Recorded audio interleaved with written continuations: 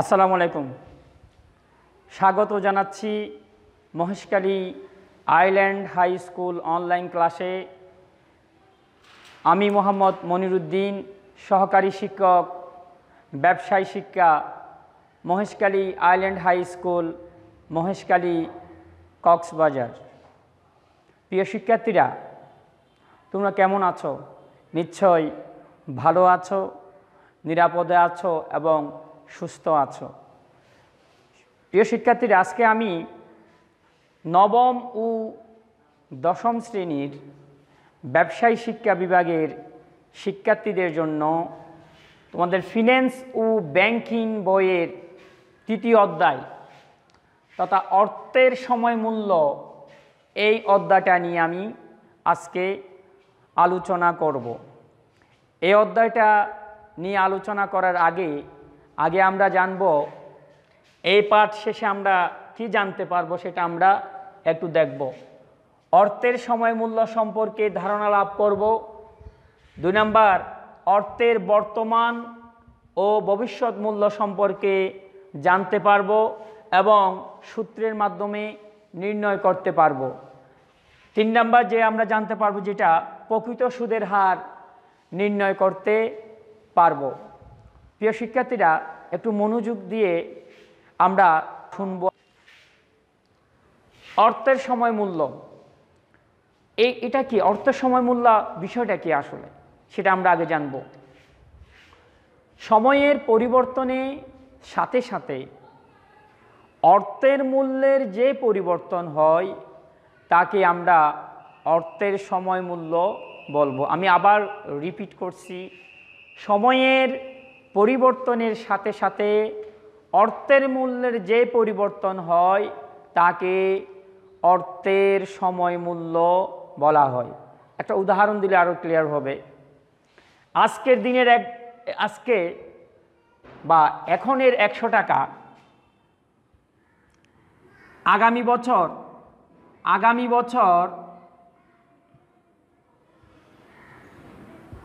100 টাকার সমান মূল্য বহন করবে না। আজকের 100 টাকা আগামী বছরের 100 টাকা সমান মূল্য বহন করবে না। আজকের এই 100 টাকার মূল্য আগামী বছরের যে 100 টাকা এর চেয়ে অধিক মূল্যবান। কেন? মনে করো, আজ থেকে 5 বছর আগে বা 10 বছর আগে আমাদের বাংলাদেশে প্রেক্ষাপটে 1 কেজি চালের দাম ছিল 10 বছর আগে 20 টাকা। এখন 1 কেজি চালের দামই হচ্ছে 40 টাকা। তাহলে একটু খেয়াল করো, এখানে যে 20 টাকা 1 কেজি চালের দাম এখন হচ্ছে 40 টাকা বা 45 টাকা, যা হয় 45 টাকা বা 40 টাকা। তাহলে এই 20 টাকা দিয়ে 1 কেজি চাল পেত 5 বছর আগে, এখন বর্তমানে পাই যে কত? 45 টাকা দিয়ে। তাহলে অর্থের মূল্য কি হয়ে গেছে? এটার চেয়ে এই বছরের চেয়ে গত বছরের বা 5 বছর আগে বা 10 বছরের টাকার মূল্যটা বেশি। 5 বছর বা 10 বছর আগে 20 টাকা দিয়ে 1 কেজি 20 টাকা দিয়ে 1 কেজি চাল পাওয়া যেত, এখন সেই চালটা পায় 1 কেজি চাল পাওয়া যায় কত টাকা দিয়ে? 40 বা 45 টাকা দিয়ে। সুতরাং প্রিয় শিক্ষার্থীরা, তোমরা সহজেই বুঝতে পারছো আজকের যে টাকাটা সেটা আগামী বছরের বা আগামী 5 বছর বা 10 বছর বা 1 বছর পরে এটা সমান মূল্য বহন করে না। তাহলে প্রিয় শিক্ষার্থীরা, আমরা অর্থের সময় মূল্য সম্পর্কে ধারণা লাভ করলাম। এখন আমরা অর্থের বর্তমান ও ভবিষ্যৎ মূল্য সম্পর্কে জানব। বর্তমান মূল্য মানে তোমরা বুঝতে পারছ যে আজকের মূল্য বা বর্তমানের মূল্য। এখন আমরা ভবিষ্যৎ মূল্য কিভাবে নির্ণয় করব বা ভবিষ্যৎ মূল্য কিভাবে হবে সেটা আমরা এখন জানব। বর্তমান মনে করো 100 টাকা, ভবিষ্যৎ বললাম আমরা 1 বছর পরে, 1 বছর পর কত হবে সেটা নির্ভর করবে সুদের হারের উপর। সুদের হার সুদের হারের উপর ভিত্তি করে বর্তমানের 100 টাকা আগামী বছরের কত টাকা হবে সেটা নির্ভর করবে, বা সুদের হার চক্রবৃদ্ধি বাৎসরিক চক্রবৃদ্ধির ফলে আমরা জানতে পারব। যেমন ধরা যাক সুদের হার হচ্ছে 10%, সুদের হার 10%, তাহলে আগামী বছর এখনকার 100 টাকার আগামী বছর কত টাকা হবে? 10% সুদে 100 ইন্টু 100/10, তাহলে কত টাকা? 10 টাকা। এখন কি হবে? বর্তমানের 100 টাকা আগামী বছরে 110 টাকা, কারণ 100 টাকা হচ্ছে আসল প্লাস সুদ হচ্ছে 10, সমান হবে 110 টাকা। তার মানে বর্তমানের 100 টাকা আগামী বছর 110 টাকার মূল্য বহন করে। এটা বর্তমান, এটা 1 বছর পর, 1 বছর পর। তাহলে বর্তমানের 100 টাকা আগামী বছরে 110 টাকার মূল্য বহন করে। তার মানে আগামী বছরের চেয়ে এ বর্তমানের যে মূল্যটা আছে এটা হচ্ছে কি অধিকতর মূল্যবান, এবং সেটা কিসের মাধ্যমে পরিবর্তন হয়েছে? সুদের মাধ্যমে পরিবর্তন হয়েছে। সুদের হার যত বেশি হবে ভবিষ্যৎ মূল্য তত বেশি হবে, সুদের হার যত কম হবে ভবিষ্যৎ মূল্য তত কম হবে। এখন আমরা ভবিষ্যৎ মূল্য নির্ণয় করব। ভবিষ্যৎ মূল্য নির্ণয়ের দুটি পদ্ধতি আছে। একটা হচ্ছে বার্ষিক চক্রবৃদ্ধি, আর একটা হচ্ছে বছরে একাধিকবার, 2 বার হতে পারে, 3 বার হতে পারে, 4 বার হতে পারে, চক্রবৃদ্ধি হতে পারে। প্রথমে আমরা বছরে চক্রবৃদ্ধির ফলে বা বার্ষিক চক্রবৃদ্ধির ফলে ভবিষ্যৎ মূল্য নির্ণয়ের সূত্রটা লিখব। তাহলে ভবিষ্যৎ মূল্য সমান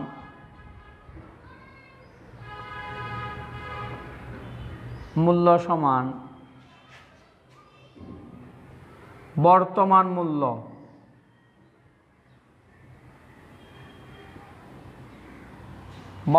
মূল্য ইন্টু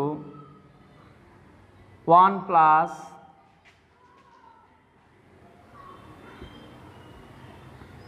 I পাওয়ার n। এখানে আমরা সুদের হার দিই, সুদের হার আবার বছর বা মেয়াদ। দেখো ভবিষ্যৎ মূল্যকে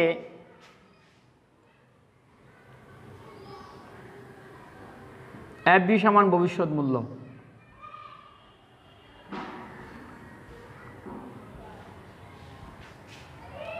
আর PB সমান হচ্ছে বর্তমান মূল্য।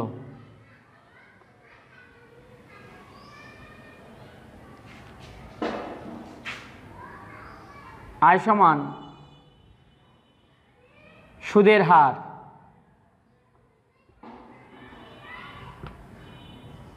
n সমান বছর। তাহলে এখন আমরা আমাদের অঙ্কের সুবিধার্থে এটা আমরা ইংরেজি বর্ণমালা দ্বারা বা লেটার দ্বারা সংক্ষেপে নিয়ে যাচ্ছি। দেখো FB ভবিষ্যৎ মূল্য, F সমান ফিউচার, B সমান মূল্য বুঝায়, FB ইন্টু 1 প্লাস সুদের হারকে I দ্বারা নির্দেশ করা হয়, I পাওয়ার n, n কে বছর দ্বারা নির্দেশ করা হয়। একটু খেয়াল করো, ভবিষ্যৎ মূল্যকে আমরা FB দ্বারা নির্দেশ করি, বর্তমান মূল্যকে আমরা FB দ্বারা নির্দেশ করি। ফি মানি প্রেজেন্ট, ভি মানি ভ্যালু। 1 এটা সূত্রের মধ্যে থাকবে, সুদের হার যেটা এটাকে I দ্বারা নির্দেশ করে, আর n কে বছর নির্দেশ করে, তাহলে এটা এন বা বছর। তাহলে এখন আমরা একটা অঙ্ক করি, এই সূত্রের মাধ্যমে একটা আমরা অঙ্ক করি। আমরা দেখি ফি সমান 100 টাকা, আয় সমান সুদের হার 10% সমান 10, 0 বা 0.10, এন সমান বছর, 1 বছর, 1 বছর বা 1 বছর লিখলাম। এ হচ্ছে আমাদের একটা উদ্দীপক, এটার উপর ভিত্তি করে আমরা এখন এটা বের করব। আমাদের প্রশ্ন হচ্ছে কি এফবি সমান কত, এফবি সমান কত, এফবি বের করব। তাহলে এফবি সমান ফিবির মান দেওয়া আছে আমাদের এখানে 100 টাকা ইন্টু 1 প্লাস আয়ের মান দেওয়া আছে 10% বা 0.10, আর পাওয়ার দেওয়া আছে 1 বছর। তার মানে বর্তমানের 100 টাকা 1 বছর পর কতটা ভবিষ্যৎ মূল্য কত হবে সেটা আমরা নির্ণয় করব। তাহলে এফবি সমান 100 ইন্টু এটা যোগ করব 1 ইন্টু পাওয়ার এন 1 সমান 100 ইন্টু 1.10, ওখানে পাওয়ার 1 দিয়ে পাওয়ার করলে একে আসবে 1 বছর, কারণ এটার কোনো সংখ্যার এটা কোনো পরিবর্তন হবে না, একেই থাকবে। তাহলে আমরা এখন গুণ করব 1.10 বা 10 সমান গুণ করলে হয় 110 টাকা। 100 এবং 1.10 গুণ করলে হয় 110 টাকা অথবা 110 টাকা। তাহলে এভাবে বর্তমানে 100 টাকা 1 বছর পরে 110 টাকার মূল্য বহন করে। তার মানে এখানে ভবিষ্যৎ 1 বছর পরে ভবিষ্যৎ মূল্য হচ্ছে 110 টাকা আর বর্তমানের মূল্য হচ্ছে 100 টাকা। এভাবে আমাদের বার্ষিক চক্রবৃদ্ধিতে ভবিষ্যৎ মূল্য নির্ণয় করা হয়। শিক্ষার্থীরা, তাহলে আমরা বার্ষিক চক্রবৃদ্ধিতে ভবিষ্যৎ মূল্য নির্ণয় করলাম। এখন বৎসরে একাধিকবার চক্রবৃদ্ধি, মাসে হতে পারে, 6 মাসে হতে পারে, 3 মাস পর হতে পারে, অথবা 4 মাস পর চক্রবৃদ্ধি হতে পারে। এর উপর ভিত্তি করে এখন আমরা ভবিষ্যৎ মূল্য নির্ণয় করব। চলো আমরা দেখে আসি। এখানে সূত্রটা একটু ভিন্ন আছে, আমরা দেখব এফবি সমান FB into 1 plus I by M into N into M. এখানে তোমরা এফবি সমান জানো, পিবি সমান সেটাও জানো, 1 প্লাস আই বাই এম, আয়ের মান জানো। এখন এম, এম মানে কি জানতে হবে। এম মানে হচ্ছে চক্রবৃদ্ধির সংখ্যা। তোমাদের আমি আগেই বলছিলাম চক্রবৃদ্ধি শুধু বার্ষিক হবে তা না, বছরে কয়েকবার হতে পারে, মাসে 1 মাস পর পর চক্রবৃদ্ধি হতে পারে। তাহলে আমি এই এম সমান বুঝাবো চক্রবৃদ্ধির সংখ্যা। এম সমান কি বুঝাবো? চক্রবৃদ্ধির সংখ্যা। এম সমান চক্রবৃদ্ধির সংখ্যা। চলো তাহলে আমরা অঙ্কটা করি। এম সমান চক্রবৃদ্ধির সংখ্যা, তারপর পাওয়ার এন ইন্টু এম, এ হচ্ছে বছরে কয়েকবার চক্রবৃদ্ধিতে ভবিষ্যৎ মূল্য নির্ণয়ের সূত্র। এখন আসো এম এর মান ধরি আমরা 12 বার চক্রবৃদ্ধি হয়েছে মনে করো, সমান 12 বার। তার মানে আমরা জানি 1 বছর সমান 12 মাস, তাহলে মাসিক চক্রবৃদ্ধি হয়েছে, 1 মাস পর পর চক্রবৃদ্ধি হয়। তাহলে আমরা সূত্রের মাধ্যমে দেখি সমান FB সমান বর্তমান মূল্য দেওয়া আছে আমাদের 100 টাকা ইন্টু 1 প্লাস আয়ের মান দেওয়া আছে আমাদের 10%, 0.10 এম এর মান, যেহেতু এম মানই চক্রবৃদ্ধি সংখ্যা, মাসিক চক্রবৃদ্ধি হয়েছে, মাসিক চক্রবৃদ্ধি মানই বছরে 12 বার, 12 ইন্টু তারপর পাওয়ারে আছে কত, এন এর মান আছে 1 বছর ইন্টু চক্রবৃদ্ধির সংখ্যা এম সমান 12। এখন আমাদের এই অঙ্কটা নির্ণয় করতে হবে, ভবিষ্যৎ মূল্য নির্ণয় করতে হবে। তাহলে 100 ইন্টু 1 প্লাস, তাহলে এখন আমাদের এই কাজটা করতে হবে 0.1 বা 10কে 12 দিয়ে আমাদের ভাগ করতে হবে। ভাগ করি আমরা, ভাগ করলে আমরা পাই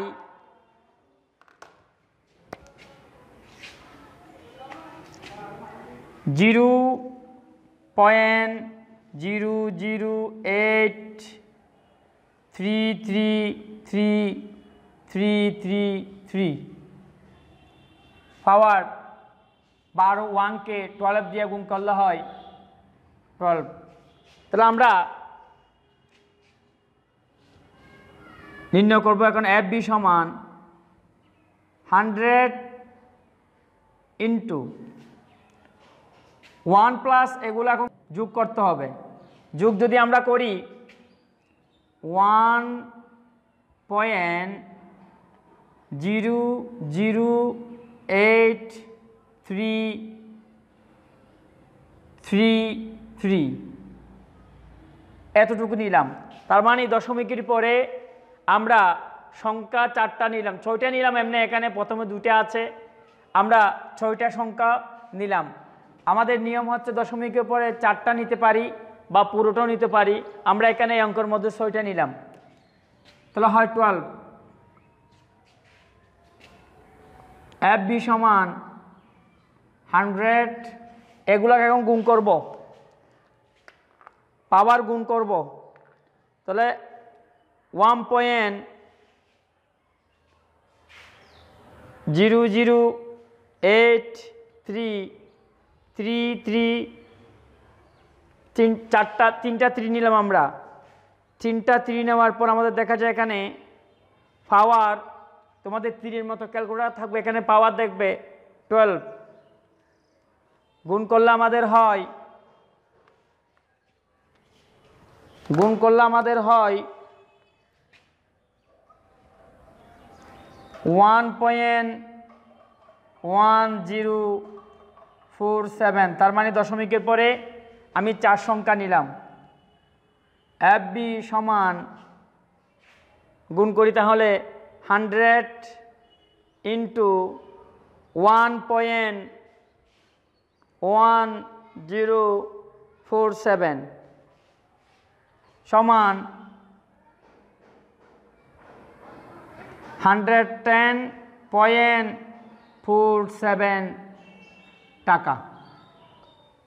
তাহলে আমরা FB সমান 110.47 টাকা পেলাম।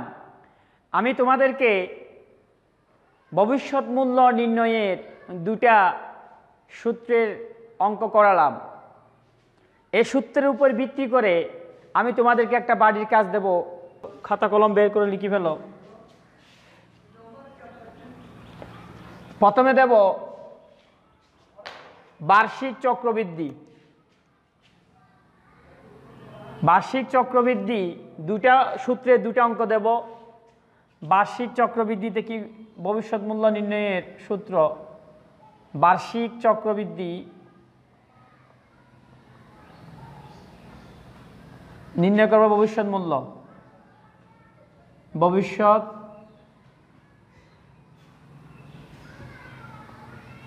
মূল্য।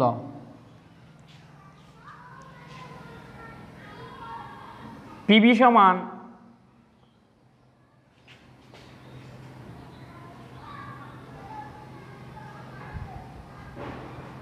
$50,000 টাকা, আয় সমান 7%,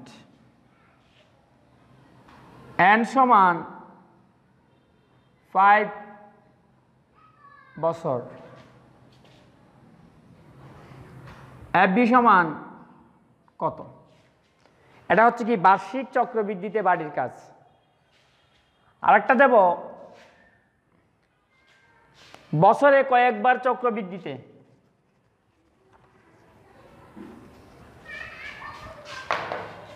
বছরে কয়েকবার চক্রবৃদ্ধিতে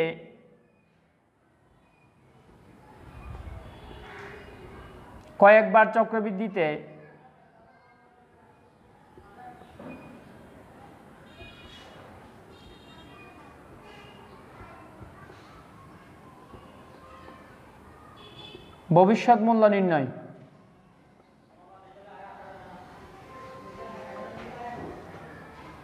বছরে কয়েকবার চক্রবৃদ্ধিতে ভবিষ্যৎ মূল্য নির্ণয়। এখানে আমি পিবি দিলাম, পিবি সমান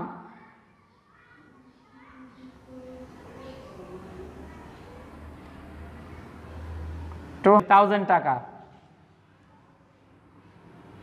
আয় সমান 8%, এরপর আছে এন সমান 5 বছরে দিলাম, এম বা চক্রবৃদ্ধির সংখ্যা দিলাম 4 বার, 4 বার। তাহলে এফবি সমান কত? এই দুইটা বাড়ির কাজ, তোমাদের এগুলো বাড়ির কাজ।